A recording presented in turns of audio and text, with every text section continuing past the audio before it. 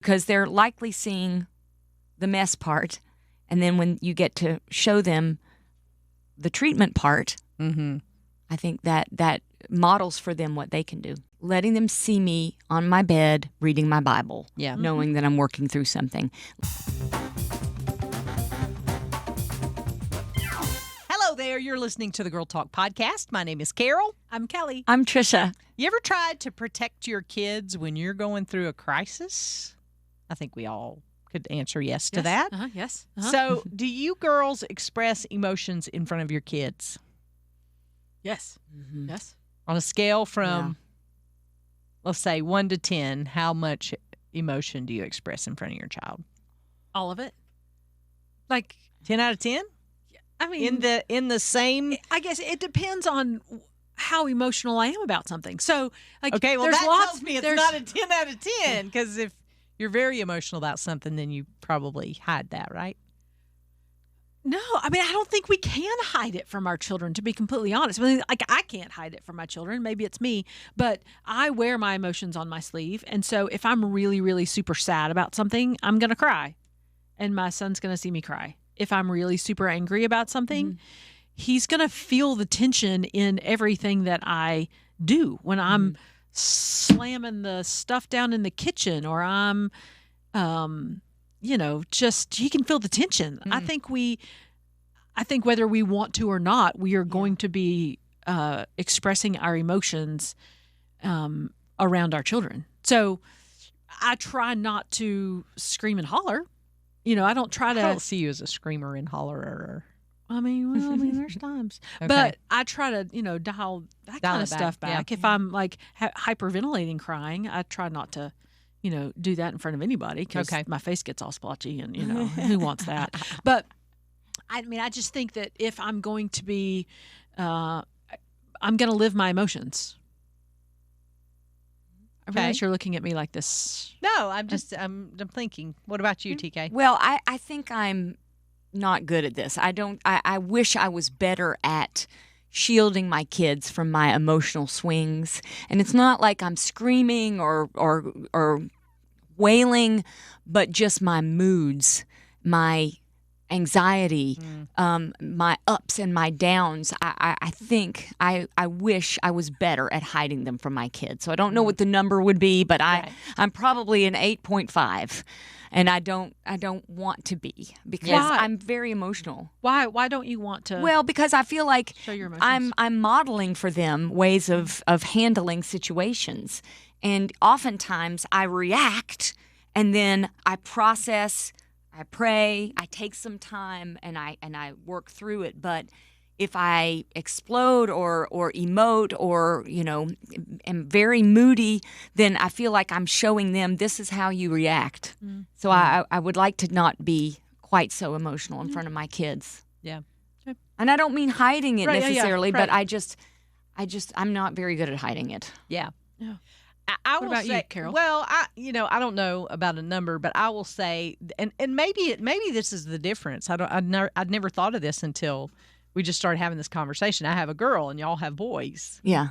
And so maybe it's something about that. And plus I'm a single parent. So I realized very early on that my daughter kind of mirrors whatever reaction I'm having. And so, she does not like for mama to be sad or upset about things. And so I found myself kind of shielding her from that for a number of reasons, but mostly because I didn't want her to react to that and feel. Now, I'm a very emotionally driven person as well, but especially when it comes to grief, losing my folks and processing through that, she just did not deal well at all with me having those strong emotions. So I think I do shield her from some of that at times. And part of that, too, is feeling like, I think single parents can feel like lone rangers from time to time, whereas, sometimes you will process that emotion with your spouse. I don't always have that person I can go to say, in the moment, I'm really struggling with this. How can you help me kind of process through that? So maybe it's different because she's a girl. Maybe it's different with single parent. Maybe it's just different because I'm just different. I don't know. But I feel like I do shield her from that sometimes. What's the difference? You feel like it's different because you shield more than we do? Yeah. I want to shield more. I would like to be more shieldy. I mean, I think there's a difference in shielding and a difference in hiding. Like when I say I shield her, I probably don't feel the intensity of the emotion, but I'll still, for instance, I'll just get emotional around special holidays or stuff at church, and so she sees that and she knows. And you're right. A lot of our kids are intuitive in that way that they know, hey, something's not exactly right with mom. Right, yeah. But I think I work to particularly shield the intensity of the emotion with her. Yeah. I don't know. I worry that I am expressing too much anxiety in front of my kids. And I've seen the result of that because when I get anxious, guess what? They get anxious, especially my youngest. He identifies more with me, I think. And so if I react with anxiety and I'm worried and I'm in my own head, I start to hear and see him doing similar things. So I have really tried to be more aware of that lately. So I'm glad we're having this discussion because it's something that's very relevant to me in my life right now. Yeah. Well, I guess, too, one of the things that just made me think about this, I think when you think about your anxiety, that I don't want to put words in your mouth, but I would think that based on what you've said, that you don't feel like your level of anxiety is a healthy level of anxiety, that it's something you wish you didn't have that much anxiety around. So if that's the case, then not passing along that unhealthy habit, it sounds like, as part of one of your goals. Yes. And so for me, I'm looking at it from the other perspective of if I'm going through something, I want to teach my child how to cope with it by showing those healthy emotions. Gotcha. Out loud. I don't want to hide, the tears from grief. I don't want to hide, and I don't want to shield. I want to shield my child from things that are things I don't necessarily want him to know. And there's something specific I'm thinking about, but like when it comes to, I want to teach him by modeling for him healthy behaviors of how to have emotions, how to get angry and deal with it appropriately, how to be sad and deal with it appropriately, how to just how to feel, and then so I do because we're going to feel talk about that. We're going to feel. Yes, there's no way. Well, and I think just hearing y'all talk, I think it is so different with boys and girls because girls don't have to work at emotions all that much, and I think boys, by and large, I'm not saying specific situations aren't different because they are, because we're each created uniquely. But I think by and large, girls are more feelers than boys are, and you want to model that for your boys so that they see a healthy amount of that in girlfriends or friends or wives down the road, those kinds of things. So I think there is a difference, but I think that you're all right. We want to model how to process those things appropriately. Right. But I will say this, I can't tell you, maybe until older, my parents were older, I never saw them express any emotion at all. I mean, as far as like they were upset about something. Right. But do you think that did you a disservice by not seeing them emotional? That's interesting. I mean, I guess that's a better question for somebody who knows me because I think, I mean, I'm still an emotional person. I've had a lot of work in counseling to kind of process through my own emotions. So I don't know that it was necessarily, I will say, I thought it was, I just never saw them as weak. And that was one of the hardest things about watching them age and then pass away is that you see your parents as the same. I mean, they're always the way they are. And then when they get old, you're like, nah, this doesn't line up with the picture I've had of them, So maybe it was, I don't know. Because obviously you can't go back and say, well, if they had expressed emotion. Now, I'm not saying we were emotionless. I mean, they had normal emotions, but as far as like having discussions or being upset and those kinds of things. I just don't remember seeing that a whole lot. Yeah. And that's my desire. I want to have conversations. I want to express emotion, and I want to have conversations about that emotion and process that out loud. Mm-hmm. Well, don't you think there's a continuum? I mean, I think there's a healthy place and an unhealthy place on both ends of that spectrum. And I think probably every family has to find their own because the way we do it might be different than the way you do it, or you do it, or you do it. So finding that healthy boundary between not pretending we don't have emotions, but not giving into our emotions and talking about it. I mean, I think it's kind of like even like saying I'm sorry. That's a big piece of it. Yeah. Acknowledging things and then moving beyond them is part of processing. Yeah. And I think, too, I like that idea of the continuum. And I also think that continuum can come into play depending on the situation that you're going through. We went through a family situation a few years ago with our extended family where there were lots of big emotions around it, all around. Our child at the time was only 11, and so he had 11-year-old ability to process emotions. And so we shared what we could share and processed out loud some of that stuff that we could process out loud with an 11-year-old. But then there were lots of emotions that we felt, that we talked about, or that I specifically felt that I did not share in the living room. I only, shared it on my knees really most of the time. But so a part of it too is that continuum in a specific issue, and depending on how old your children are and what they can handle, and emotional emotional intelligence as well. Yeah, and what the issue is. You know, for us, it was a very adult issue and not something that the children needed to be super aware of, but they did obviously. They could pick up on our heightened. Yes, there's something going on. There's heightened, anger in the family. There's tears going on. There's, there's something going on. Yeah. And so having appropriate level of conversations was important, but then shielding them, as you said, from some of those harsher emotions was also important during that time. And maybe this is what we're getting at. Maybe it's building relationship with your kid as they grow up to where they feel the freedom to come and talk to you about emotions. I'm a stuffer from way back, so I will stuff things down and then I'll hit a wall and I'll be so exhausted and wrung out, and I don't see that in myself very well, but I see it in my kid.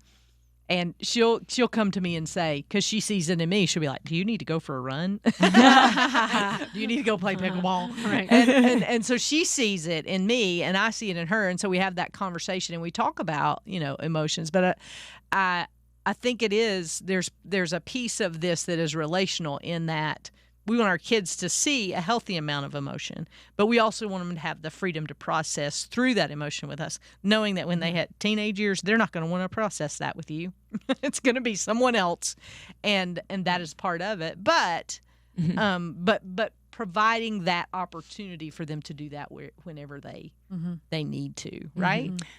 One thing I've learned as it relates to that is that I have to manage my reactions when my kids come to me to tell me something. I can't react crazy, or my oldest son will never come and tell me anything again. I have to be prayerful about my reactions so that he feels safe to tell me things and to process experiences and emotions with me. And so there is a level of prayer and maturity that I need to take on if he's talking to me or telling me something, so that he feels that relational safety to then come tell me things. I will take this back to, not quite a year ago, but almost. It's hard to believe that Helene was almost a year ago. No. Like, right? Yeah. So almost a year ago, part of the blessing and yet the curse was that I had my daughter here with me, right? At the station. It was a blessing. We were trapped here for 8 days, couldn't get home. And it was a tremendous blessing, because if I hadn't been able to see her for 8 days, I would have probably been walking down the mountain on these 2 feet that God gave me. I don't think we would have done well. But anyway, God made it where we could be together. However, we had internet here, and so she was seeing all the images of the damage and all the places near our home that had been destroyed firsthand, just as I was seeing it. And there was one point that Kelly had to take me for a walk and let me just cry. I think I just cried then. I didn't scream any, but there was no screaming. Yeah. But my daughter came into the studio while I was on the air and just held up her phone, and it was a picture from near our house that was completely underwater, under 10 to 12 feet of water. And I shut off the microphones, and she said, "What if our house is gone?" And so we had to process that in real time. And there are some situations that you got to be on your toes for. And that was totally the Lord, because I had very little sleep at that point, had very little sleep, and was not thinking emotionless, right? And I said, you know what? God gave us our house, and if it's gone, then he'll give us somewhere else to live. And I said that before I even really thought about it. But I say that to say, because in certain situations where you're on the spot with things like that, God is so gracious to provide exactly what we need, even though we were processing that in real time. The reason you were able to do that, number one, Holy Spirit, that's for sure. Yeah. And you have fed yourself with that truth in the past. Because it's like that analogy, what happens when you bump into a cup of coffee? What's inside comes spilling out. So it is it is wise to be filling ourselves up with truth like that. Yeah. So when we are faced in that moment, and you don't really have time to do anything but process, you know the truth. Yeah. You know the truth. Yeah, absolutely. And so how do we live with the tension of being honest with our kids about what we're going through and them seeing too much in crisis? How do you manage that tension as a parent? I think one of the things we have to do is talk about it. We have to talk openly with our children about the things we're feeling. I think one of the things that our children can take on themselves is they can make up all kinds of stories about why mommy is mad or angry or sad. And they can also take that on as if it's their fault. Yeah. And so being able to be emotionally healthy enough to say to them, hey, I know that you see that mommy's upset. I know you can feel that. I want you to know this is not about you. Right. You are loved, and I'm going to be okay. Yeah. It might take a minute, but I'm going to be okay. Yeah. And so I think using our words and helping our children understand that maybe there's something I can't talk to you about because you're not at an age where I can talk to you about this particular thing, or I don't want to talk to you about my junk I'm going through right now. But I just want you to know that I'm going to be okay. Yeah. It's kind of a good place to be in that healthy tension. Yeah. Agreed. I think along with that is letting them see you cope. Letting them see you going through the coping mechanisms. And for me, letting them see me pray about my anxiety, or letting them see me on my bed reading my Bible, knowing that I'm working through something. Letting them see that I'm going to a counselor and he's helping mom. And letting them see that part of it, because they're likely seeing the mess part. And then when you get to show them the treatment part, I think that models for them what they can do. Yeah. Yeah. Absolutely. If you have solutions or things that have worked for you and your family in dealing with your kids and going through a crisis, we'd love to hear all about it. You can email us, girltalk@thelightfm.org. You can check in on the Facebook pages. We always love it. We do a little happy dance every time we get an email from you. So email us with your questions or your comments. And make sure you like and subscribe to this podcast so you don't ever miss an episode. You don't have to check in every week and wonder if we've released a new episode. It'll come straight to your phone if you subscribe. And we'll save you a seat next time we gather around these microphones for the next Girl Talk podcast.